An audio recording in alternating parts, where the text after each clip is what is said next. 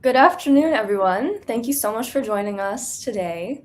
My name is Kate Rudek. I am a Research and Communications Associate here at Reimagine Appalachia, and I'm very excited to be conducting today's disaster resilience interview, which is presented in collaboration with the Central Appalachian Network, also known as CAN. Together, we've been partnering to do disaster resilience storytelling to inspire hope, amplify creative solutions, and showcase the growing momentum around more resilient and prosperous community development. Today, we're talking to Jasper Waugh-Quasebarth. Professor Jasper Waugh-Quasebarth is the director and curator of the Gordon Art Galleries at Old Dominion University in Norfolk, Virginia. He is an anthropologist, and he earned his PhD and MA in anthropology at the University of Kentucky. His research interests involve the entanglement of everyday creative expression with global environmental processes and community centered collaborative practices. He has written several books, including Finding the Singing Spruce, Musical Instrument Makers in Appalachia's Mountain Forests, which is about how the craft of musical instrument making can help connect and reconnect people to place and their work within Appalachia. Jasper, welcome. Thank you so much for joining us. And we will be speaking about Appalachia's craft making, song, and storytelling traditions and how they can be incorporated into modern disaster resiliency efforts to make storytelling related to floods, landslides, or wildfires more resonant and impactful. So, once again, thank you so much, Jasper, for joining us today. And I just wanted to start off by asking you if you could give us a bit of background on your work, your research, and your relationship to the Appalachian region. Sure. Thank you so much, Kate. It's a really pleasure to be here and in this having this opportunity to connect to all these folks that are doing really important work. I'm originally from West Virginia. I grew up in Charleston, West Virginia, and then also in the Shenandoah Valley in Virginia, and continued to do a lot when I was growing up in the Eastern Panhandle. So West Virginia and Appalachia, including Appalachia in a broader sense, just as it's defined by the federal government, is something that has been really part of my life for my entire life. My family remains in deep connection to the landscape, especially in that eastern part of West Virginia, in the southern coal fields, which is where my family's roots come from. Older than that. And so I have always been kind of interested in the region in a lot of ways, but when I actually began studying anthropology and was more interested in thinking about it in terms of a global perspective, most people, when they think about anthropology, will probably the images that will come to mind will be of cultures that are vastly different than our own, that are in some other kind of global space, and anthropologists as being these kind of sort of adventurer type, that go off to some kind of exoticized locale. And actually, out of my undergrad, I kind of was doing work that fit into that model more. I had a research position with the Smithsonian Institution and was going to Central Asia, predominantly in the Caucasus, and doing a lot of work there. That was fraught for some reasons, as it often does when you're dealing with big international power players, like the Smithsonian Institution and the United States federal government. But in particular, when I was in the Caucasus, I was reminded so impactfully of the communities that I had grown up in and around in the mountains of Virginia and West Virginia, because these are mountain countries. The Republic of Georgia is a mountain country in the Caucasus, and not only in sort of some of the environmental pieces of it, but also sort of people's cultural sort of responsibilities to one another and the connections that they had to the landscape. So when it came time for me to sort of take the next step in my career, I was really interested in thinking about what would happen in returning back to communities that I felt like I was a part of in Appalachia. And so that's why I went to the University of Kentucky, which is a major research hub for work in Appalachia, and worked with Dr. Ann Kingsolver, who was my PhD advisor, who's originally from Eastern Kentucky and was putting a lot of Appalachia into a global context. And so that's sort of where I started working and thinking about this piece of Appalachian global context, sort of setting stakes through thinking about the connections to the environment, and also thinking about, the resiliency of everyday culture and everyday expression. That is really what makes, being human so incredible. Yeah, that's amazing. It's like such a cool backstory for the work you do. I'm hoping maybe could you give us, from your perspective, working so much with anthropology, could you give us a brief explanation of what is anthropology as a field and why understanding it is important to societies in general and especially within Appalachia? Yeah, anthropology is an incredible field because it is, the study of human beings and beings that are like humans in a lot of ways. So it can kind of be anything, which is really fabulous. And it comes with an incredible, methodological toolkit from, our physical anthropologist colleagues who study people's bodies and remains of bodies, people who do much more quantitative studies that are measuring things in a more sort of instrumental way. I come from a tradition in anthropology that is very humanistic. So really takes ethnography as its sort of a basis of study. So that's writing about culture and writing about people in a humanistic way. And so for me, that involves really trying to holistically understand a particular cultural practice in the setting in which it's in. So it requires a lot of intense field work. For my book project, I did about 18 months of field work living in the places that I'm writing about.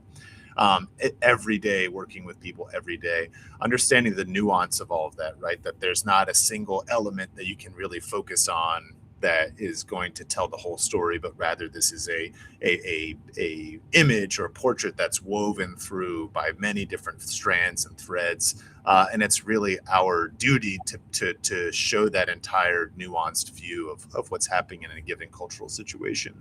I'm also very interested in those interconnections that exist between people, that exist between other kinds of beings in the world, that exist between the environment and people, people's special place to be able to manipulate the environments that are around them, and then a hierarchy of power, or I should say an inequality of power that exists between different kinds of people and their abilities to make those decisions and how they impact other people and other kinds of beings and the environments around them. So anthropology is both taking a very critical, nuanced view and thinking about all of these different pieces that inflect each other, while also giving that sort of humanistic view of the different depths of emotion and sort of kinds of ways of living that can exist in a particular cultural setting. Yeah, that's very cool, and thank you so much for that background. It seems to listen to you talk about anthropology, it's clear that the landscape and the physical world is quite important for shaping culture. And that seems especially true in Appalachian culture and society. But thinking about disaster resiliency, we wanted to ask you if you think that the region's natural phenomena, such as its weather patterns, have in any way uniquely shaped Appalachian culture and society as well. Yeah, I mean, absolutely. I mean, it's true of everywhere in the world, right? And so, but there are, unique things and ways of that people have been entangled in and respond to their environment. I mean, I guess it's also worth noting that an environment that we have today is in many ways very different to an environment that existed in the not too distant past. Yeah. Let's talk about how West Virginia is wild and wonderful, but it's not really wild. It is, a huge managed forest reserve, essentially. And there are lots of things that are wild-like about that, but, and I don't know that those forests were ever wild in the sense that people often construct like that idea around it. But many kinds of different sort of like folk culture and vernacular everyday sort of ways of being that respond to the environment. There's a folklorist named Mary Hufford who has done really fabulous ethnographic work related to on the Coal River in West Virginia and in many other places in Appalachia as well. And she really constructed this beautiful idea of like a seasonal round, and the fact that because we have these distinct seasons and that the area is so diverse and productive in all of these different kinds of ways, and the space that exists between people allows a commoning of natural resources and things, that there's a seasonal sort of connection that everyone sort of has a feeling of, that there's a time of the year to be doing certain kinds of activities and relating to the environment in different kinds of ways. So I think that that's really fabulous. Then if you think about the topography and the way that water moves through the topography, that also influences the sort of vernacular ways that people respond to their environments. And then also the ways that, people feel that they can ignore those things too. That there's some kind of technological fix or something like that would keep something from happening. So think about like the Buffalo Gap flood, for instance, and the tragedy that exists there, that there was a technological way of seeing the world that presupposed that some kind of flooding event could not happen. Whereas people who live in the ground and understand that place much better might understand that these kinds of things can and frequently do happen, and it shapes how they design their lived experience in every day living in the topography. So the mountain landscape, the weather, the sense of weather, not as familiar with wildfires, so I can't speak to that as much, aside from knowing the history of actually managing landscape with wildfires that has, that was historically sort of pushed to the periphery and is now once again returning for good reasons.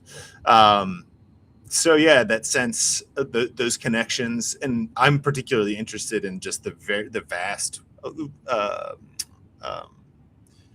degree and array of flora and fauna that exists in one of the most diverse temperate ecosystems in the world, and how people have really come to know that so well and understand how that functions in a daily life in their daily life, providing all these different kinds of resources, that it's not just a forest, that can be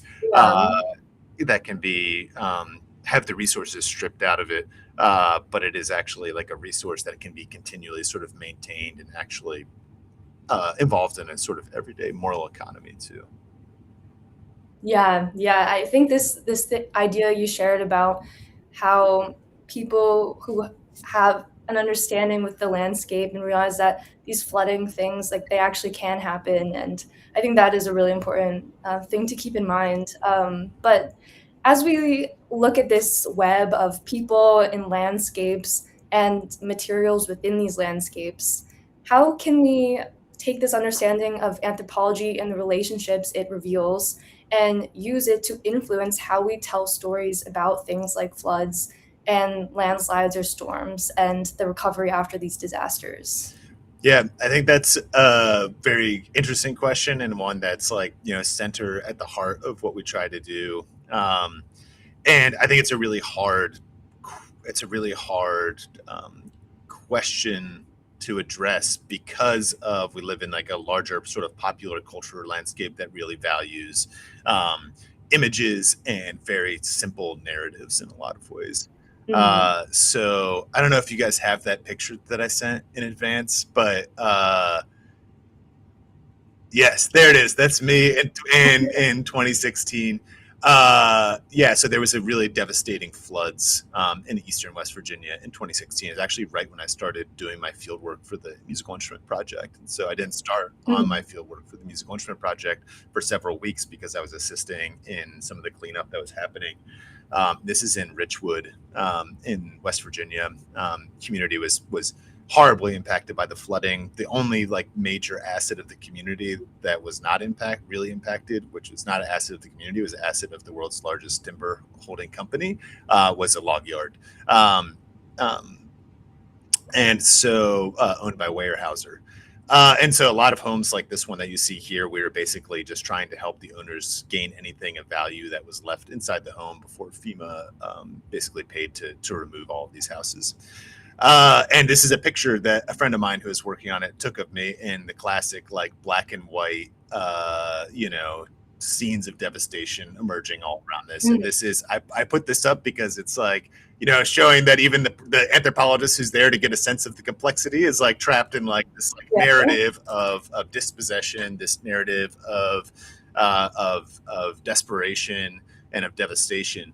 And so I think it's our job as anthropologists to show that like there's a much more nuanced story of things that are happening around it in this Mhm. case. And there's a lot of other folks who are doing work adjacent to anthropology and folklore studies. For instance, Jordan Lovejoy is a great environmental humanities scholar based at the College of the Holy Cross, who's doing some of this work right now in southern West Virginia, to really give that more nuanced view and show how the response to and the resilience through these kinds of efforts is much more dedicated. It's something that lasts in a much a longer time frame.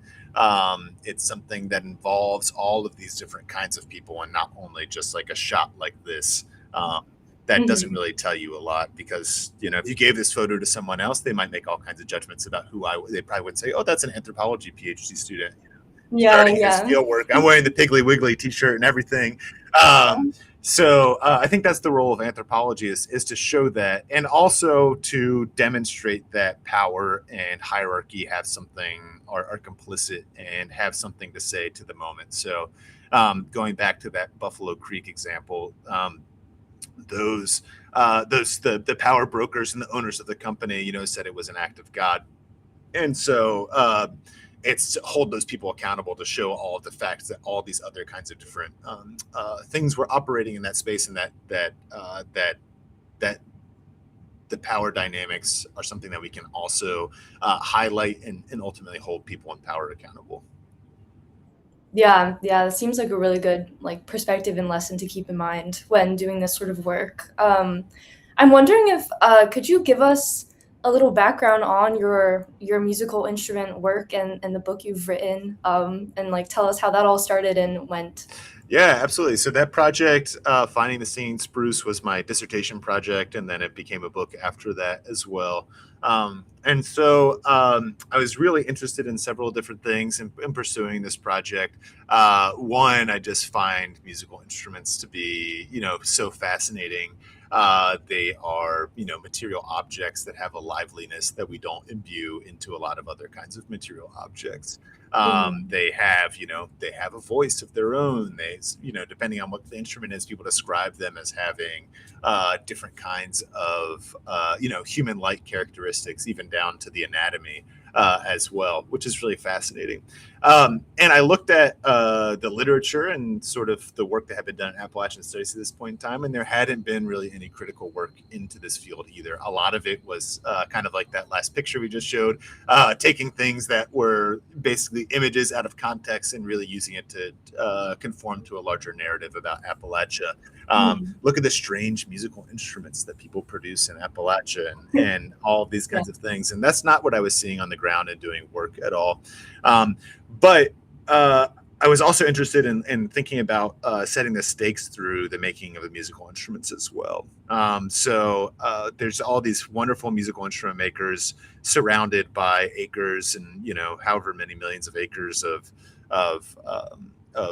fabulous wood that can be used to make musical instruments. But there was a big disjuncture between like the livelihood that musical instrument makers are or are not able to make, as well as the sort of material requirements that they need to make successful musical instruments. So I thought it was, as an anthropologist, I'm like always really interested whenever you find a contradiction. That's Mhm. like, oh, here's one of the most like famous Appalachian folk traditions, in terms of the music and the musical instrument making that's connected to it. Why aren't there any makers in West Virginia that can make a livelihood off of just only making musical instruments?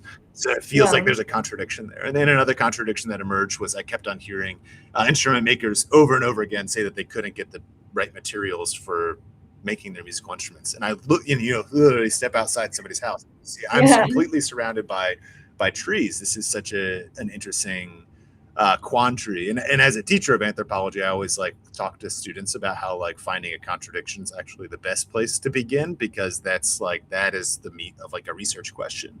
And why is this happening when it doesn't feel like it should be happening? And so, what I studied doing the ethnography that I did, but I also started really digging in deep into forest history and understanding how musical instrument makers work in a broader global context as well. And I have to give credit to my PhD advisor, Ann King Salver. She wrote this, co-edited this fabulous book. So I'm just looking to see if I have it behind me. That is about Appalachia within global mountain region context. And so I began really Cool. thinking about that, and basically, found that though West Virginia has all these incredible trees, we have the right kinds of trees to make musical instruments too, but the methods of our forest management basically don't allow trees to grow old enough or long enough to have these material requirements that fine musical instrument makers need. And so they began looking out sort of to other global markets, and that took me to Romania as well. So there's a chapter in the book where I Oh, talk wow. about going to the forest in Romania and working with this specific instrument maker who was importing wood from Romania to West Virginia, which is wild that you would have to import wood Yeah, that's from crazy. Romania to West Virginia to have this wood that had these material requirements. And it's because there's a different history of managing the forest there that goes through. I'll spare you the whole history of Romanian forestry, but there wasn't this kind of sense of overall totalizing extraction that happened in Appalachia, and then sort of scientific forestry management that means that trees get cut before they're really the prime usage for instrument makers. So that's sort of one finding. The other one is how important and how much identity around making music a specific tree species does have in West Virginia. So there's this red spruce tree, it's Picea rubens. It also grows up further north. People call it Adirondack spruce for that region as well. Some people more recently have called it Appalachian spruce. I call it red spruce to not get into any intermountain Yeah. feuding. But basically, these big guitar companies in the early 20th century were using this wood out of West Virginia and kind of made the American steel string guitar what it was based off of these trees. And they're really incredible. They, at the highest sort of altitude in West Virginia, these trees take over their climax species and they take over the whole top of a ridge line. It's called a spruce top. Make these really beautiful otherworldly forests on top. But usually now they're considered a trash tree in forestry. They don't really use them. Sometimes, they'll cut them for paper pulp and things like that. But in the past, they were really useful for making musical instruments. The Wright brothers' first flyer that they flew as well was made out of West Virginia red That's spruce so cool. because it's Wow. so light and strong. Yeah. And people are really proud of this, really, really proud that this tree that grows in West Virginia has this connection to history and folk life and all of these different kinds of ways. But if we think about the entanglement, so there's as an anthropologist, I'm thinking about the entanglement and all these different things. So there's a historical dimension, there is a cultural dimension, there's an arts dimension, but there's also a forest history dimension, which is that a lot of these trees were totally cut out. And the forest has returned in a lot of ways, but they are also very threatened by climate change because the only reason that they exist in the abundance that they do in the mountains is because of their altitude. And so as temperatures raise, that altitude line at which they can exist will continually go higher, and the mountains are not going higher. So Yeah. so those spruce forests will not be able to regenerate in the way that they're able to. And so that's kind of where I leave the end of the book too. So it's kind of at this moment of sad depression at the end too, because it's oh, here's the quandary.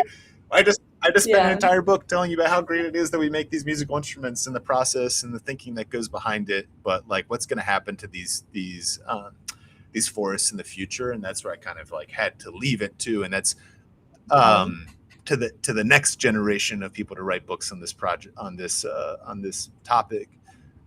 Because there's a stake setting to that though, and there's a sense of duty that I want to extend out of this and think about how our cultural expression, and I mean that in a very narrow way. I'm talking literally about art and music in this case, is Mhm. really so fundamentally connected to our environments in ways that people, Yeah. it's often disconnected for a lot of people.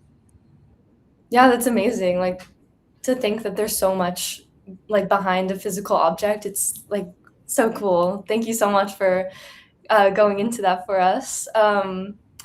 We're curious also, are there any other objects, material objects, in addition to musical instruments that stand out to you as being particularly significant to Appalachia?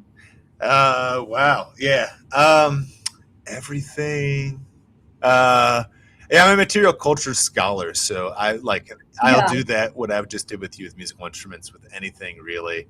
I curated an exhibition here last year on self-taught art from Appalachia, and specifically Mhm. returning back to the materiality of the objects.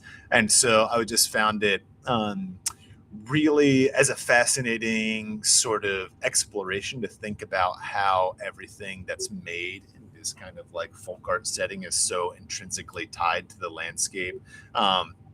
So we featured an artist who dug the clay out of the creek bank by her house to produce these really incredible vessels. Another artist who was in eastern Tennessee going for walks and would see faces and pieces of wood and things like that and bring them back and enter in this almost kind of like kinship care relationship with the pieces of wood as well. And by creating faces on them, sort of like created Mhm. this sense of being and a connection and like relationship to cast off pieces of wood that were sitting around on the forest on the floor of the forest.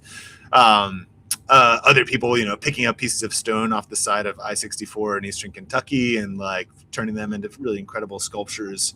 Um, Yeah. so for me, I'm always returning back and thinking about how the material that things are made out of also tells that story and fosters that connection. I mean, in Appalachia, there's just so many fantastic like cultural symbols that you can really connect to. Think about like quilt making. Actually, I'm wearing a T-shirt right now that has a Mhm. quilt square on it. That Yeah. is from a nonprofit. It's based out of Portsmouth, Ohio. It's called the Trillium Project, and it does say folk around and find out. So that project, shout out Trillium Project, is doing a really fabulous job thinking about these different kinds of arts and in craft traditions and things that we might be able to attach to as a way of rebuilding resiliency, as a way of sort of Mhm. reinvigorating communities. So many communities, as you all know, are looking to the arts specifically as a place that could really anchor redeveloping communities and things like that. Yeah. So yeah, I do wonder though, like what is going to be the space of arts or craft to do other kinds of development projects that are Mhm. equitable development projects, I should say, that aren't just about like economic development, because that's something I Yeah. frequently question that I would frequently run into is um, this sort of like jobs discourse as well. And so, what are the Mhm. other kinds of discourses that we can attach to that are beyond that in terms of using arts and craft as a way to be able to tell stories and signal out to the world? Um, so, yeah, I mean, I could go in so many different kinds of directions with that. There's another Yeah. fabulous book. I have my library's back here, so but I have to show you this book because it's fabulous. Um,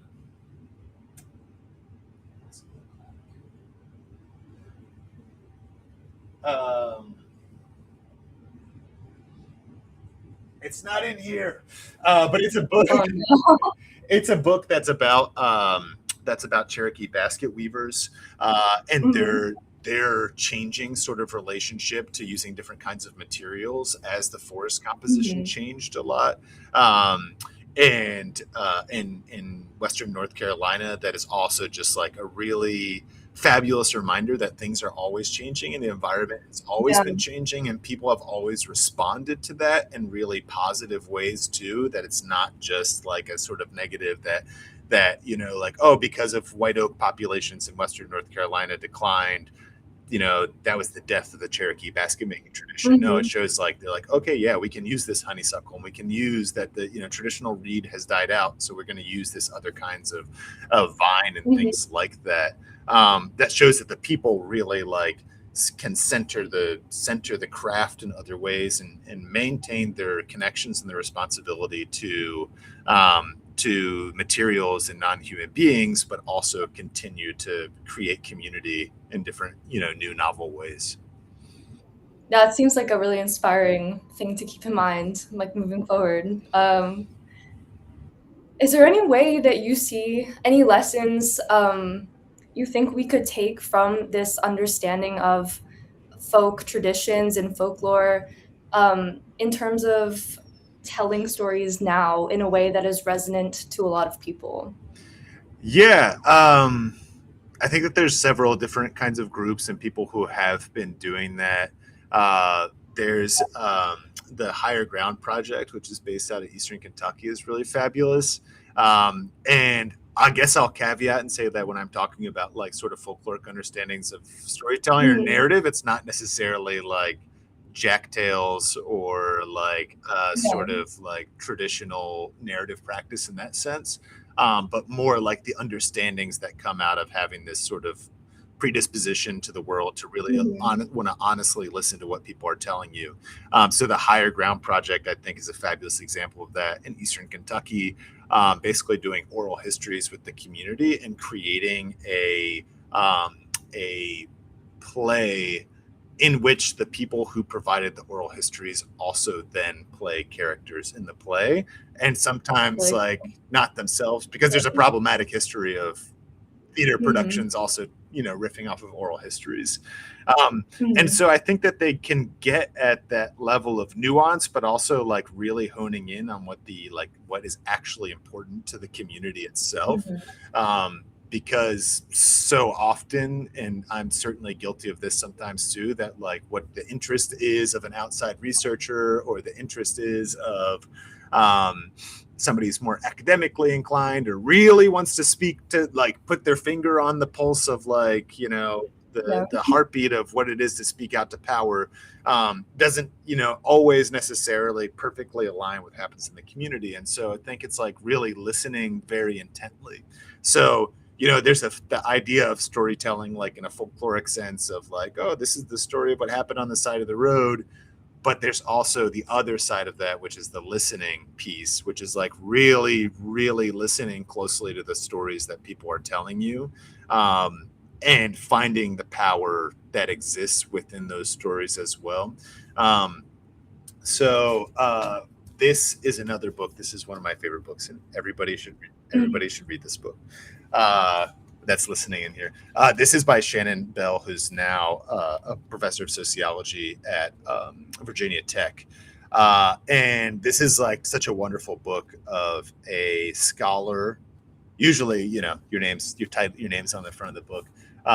You're the front, you're the authoritative voice. And what she's done in the book is actually based off of interviews. Um, Made herself small. So like there's smaller print here, which is her own points. And then most of the book is actually the narratives uh, Mhm. of the women who she's inviting. So this book is about women who are fighting for environmental justice in Central West Virginia. Mhm. Um, and can I just read a line out of here that I think is Yeah, please, something else? please. That'd be great. And Jasper, what is the title of this book? Just so Yes, everyone can know. it's Our Roots Run Deep as Ironweed, and it's by Shannon Elizabeth Bell. Amazing. Thank you. Okay, so this is chapter 9, Lorelei Scarborough's Drive to Save Coal River Mountain. So this is her own words, Lorelei Scarborough's own words. Um, Everywhere we go, when we talk to people about how life is there, they say, why don't you just move? I went all the way to Reno for a training session. We were at South Lake Tahoe for Patagonia Grassroots training session the first week of May.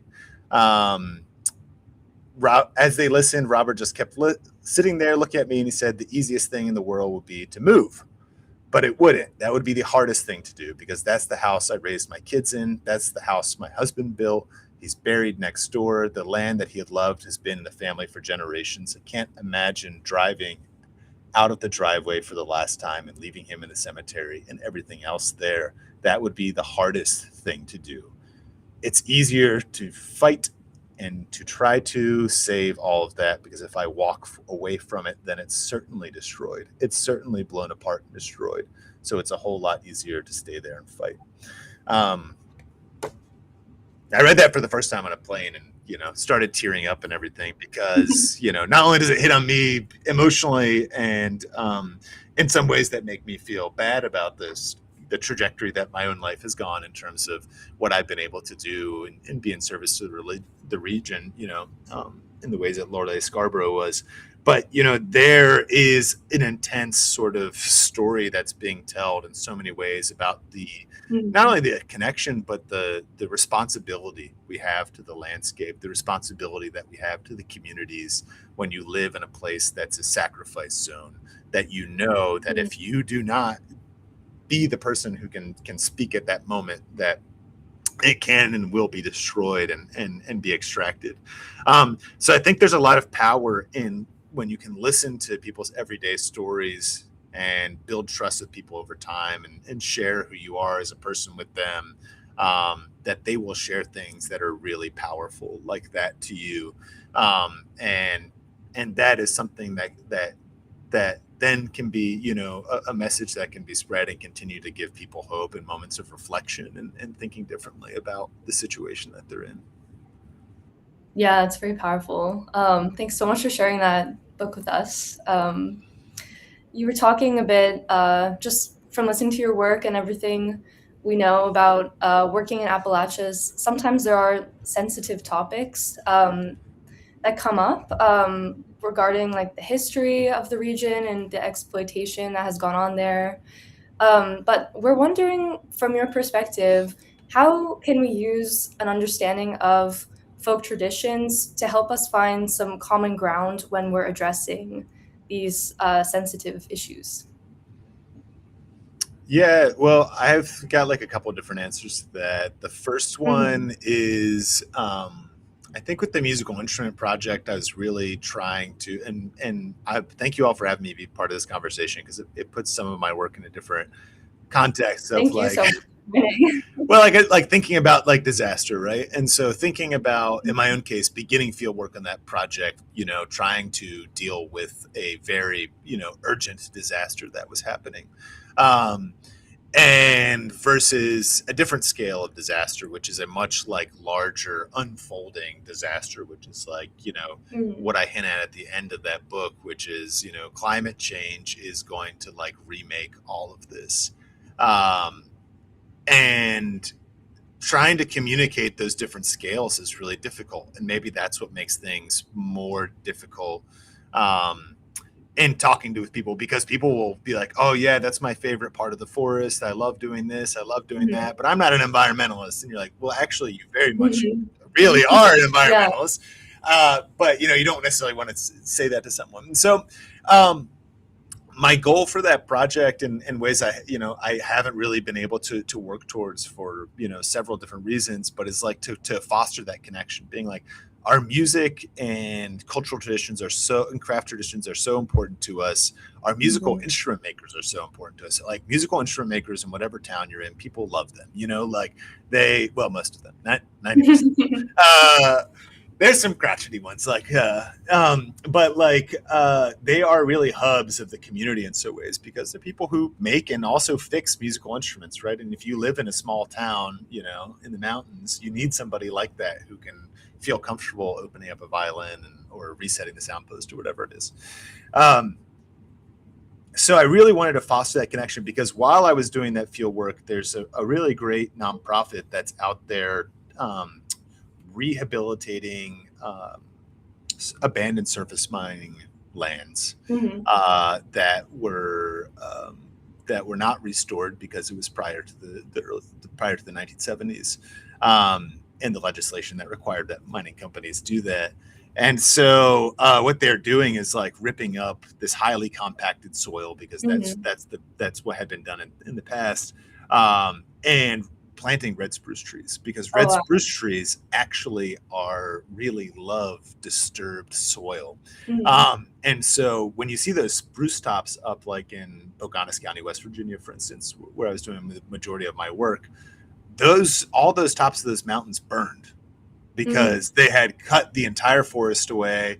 All the topsoil was washing into the rivers, um, and they all burned. Lightning strike would hit some like dead treetop pile, and it would be huge fires, and it all burned. And the red spruce loves that. They love that disturbed sort of Mm-hmm. landscape, and so red spruce really flourished. And so this flash forward to what's happening now. This nonprofit green forest work is like tearing up these spaces and making it so like as friendly to red spruce as possible, and it's being successful. And I wanted to like point out to everyone that if you want musical instruments to like Mm-hmm. survive for 200 years in the future like we're doing it now, like those forests, they can't be cut for paper pulp in 40 years. Yeah, Those trees have to grow to be like 200 years old. I have a piece of red spruce here. Let me get it. that'd be cool.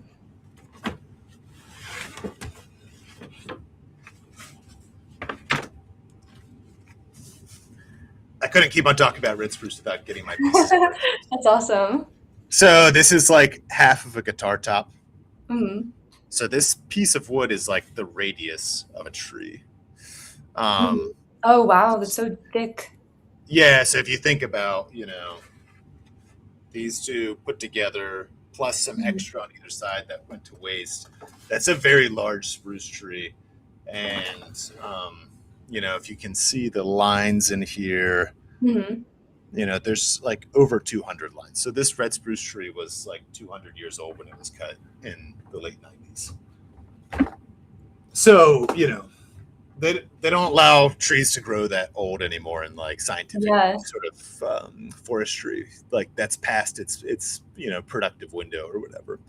So I really wanted to be able to communicate that to people and be like, if we want to have these like guitar traditions for future generations, we need to like Mm-hmm. really like not just like invest in things like this, but also invest in like knowing that this tree will need to grow Mm-hmm. old, slow, and in a way. Um, so I think that there's a power there, right? That's Yeah. like this is like something that is not a contentious issue. Like Mm-hmm. music in our community is not a contentious issue, right? Like we can all build around that. And Mm-hmm. so can it be a conversation starter of like, okay, how does this connect into what we're doing? So how can you find that root and that connection? And so Yeah. that was my hope for that project, but like, I don't know that I've actually been able to do that for multiple reasons. Plus there's this larger existential threat that's like, oh, actually, will Yeah. they even Yeah. be able to live for that long because of the total global situation? There's like a very like hyper connected, hyper local sort of idea of what values are, but also there's like a global sort of like stake setting that's happening at the same time. Yeah. Um, That's so fascinating. yeah, so I think that's there, and then now I risk I'm like getting too far away from the original question. No, it's okay. You can go on. Um, so there's that, and then the piece I think that's really important, which is like the most basic folk tradition of them all, which is just like hanging out and spending time with people. Mm-hmm.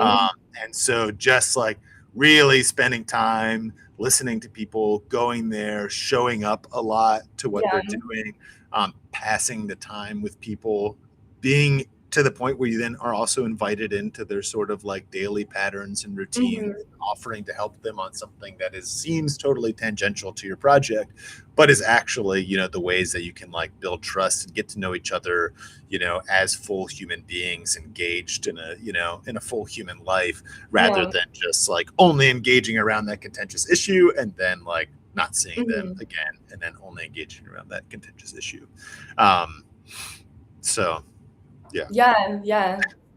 I love this point about like finding the things that everyone loves, like music, and using that as like there's so much behind it as well that can be explored through that avenue. So thank you so much for all of that. And we have just one more question for you today, and it is, are there any Appalachian cultural dynamics that you think could benefit flood recovery and planning? And just generally be useful for addressing natural disaster related challenges? Yeah, that's so difficult to think about. I mean, like, so every community is different, and every community Yeah. has a different relationship to flooding. And I don't, I, it's since the idea of flooding is like not really in my academic bailiwick as much. I kind of will go back to this thing, which is like a kind of really important story in my family. So my family, the what is it, like the branch of my family tree to which I hang my tire swing or whatever. So like that Yeah. branch that I'm closest to its history is from a small town called Marlinton in eastern West Virginia, Pocahontas County. If you've been to Snowshoe Resort, then you've been to Pocahontas County. Um, it was created in a floodplain. It is the county seat, and they, because of the land developers at the time, they created a county seat that's in a floodplain between the Greenbrier River and a tributary creek, and so it frequently floods. And slightly after its boom, but still, before today, it flooded in one such episode. And my great grandparents and my great great grandmother had to leave their house Mhm. in that floodplain and go to higher ground at the Marlinton Motor Inn. And my great great grandmother became disoriented in the night and left the hotel room and walked into the forest Oh, wow. and contracted pneumonia and passed away, and she died. And so then my great grandparents bought a piece of land from their sister and brother-in-law and built a house on top of the hill because they didn't want to like suffer that fate. Yeah. Um, and so I guess my point is that like narratives of loss and narratives of resiliency or narratives of like working around the loss to use something that's less buzzwordy, like Mhm. operate like deeply within a folk tradition of telling stories, and specifically telling stories about landscape and family. Mhm. And like that's 100% true for my family. You'll hear that a lot from everybody. People will tell narratives of the loss, and then also Mhm. sort of like how was the loss worked around. And not everybody has a brother-in-law that will sell them a parcel of land Yeah. for at the top of the hill and everything like that. But that's like the beginning of a whole other epic. I don't have time for today. Um, so I guess that's what I would say is that in times of disaster, people really show up. And I think that you guys should also have somebody from Apple Shop come and talk to you if you haven't before, because they do community work like you do, and they literally experience the loss of flood too. Mhm. Um, people come together and help each other out and everything like that. It's fabulous. And so it's like thinking about how to translate that into like a different scale. So it's not only after sort of what happens, like that moment of pain and loss. I was going with this. But also not connecting only to this idea of in 2016, the then governor, now Senator Jim Justice, put up a bunch of like boards that said Mountaineer Strong. Like Mhm. after every disaster, it's always whatever your mascot is strong. Mhm. And he put them up on the road to his resort. So, it was like, oh, the people who are affected in this community, let's keep on raising them up. Those are also people who work Mhm. at his resort. So, that narrative always eclipses. And so I guess there's just my point to bring it all back home is that, like, I have this narrative when you ask me about flooding in Appalachia that is at the forefront of my mind, which is my family narrative about my great great grandmother. Yeah. Uh, and the loss and the dynamics that happened. So I think that finding a way to connect to those different kinds of narratives, can set the scene around, like it's okay that there was loss, and it's okay, that's part of it. And we know that we have this kind of flooding. So what can we do to, we know the land better than anyone else. What can we do to continue to like rebuild in different kinds of ways? And I guess I'll end it with saying that by looking towards the past is also a way to like inflect the change in the future, and that the stories can be a really a really fabulous place to like think about what we can do to create a future. Because my PhD advisor always said this, and I just loved it. That like, so, oh, everybody always places Appalachia in the past, but they're not in the past; they're in the future. They're dealing with all of the problems that everybody else in the United States or in the world or whatever in these kinds of different societies are going to have to deal with down the line. They're dealing with them right now. And so a way to be able to sort of bridge that future imagination with a sort of past recollection through those storytelling practices that are really incredibly tied to a specific place and time and person rather than an overarching narrative about Mountaineer Strong or whatever it is. I think that that's really going to be really key. And it takes just a lot of time just doing that deep hanging out that anthropology asks for or demands, and that communities deserve. Yeah, wow. You've given us so many amazing things to think about and so many lessons to take away from this. So thank you so much, Jasper. This is wrapping up our interview, but do you have any final thoughts about anything you'd like to share with our audience today? I don't, but I really appreciate all the work that all of you are doing. It's really fabulous, and anyone who gives their time and their care to the mountains is somebody who I have a lot of respect and admiration for. So thank you. Okay, thank you so much again, Jasper, for all your wise words and great stories today. I really enjoyed speaking with you. So this concludes the interview for today.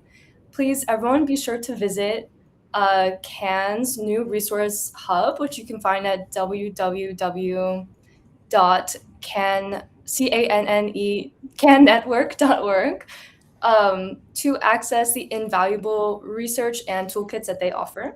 And you can also learn more about Appalachia's unique anthropology by checking out Jasper's book, once again, Finding the Singing Spruce, Musical Instrument Makers in Appalachia's Mountain Forests.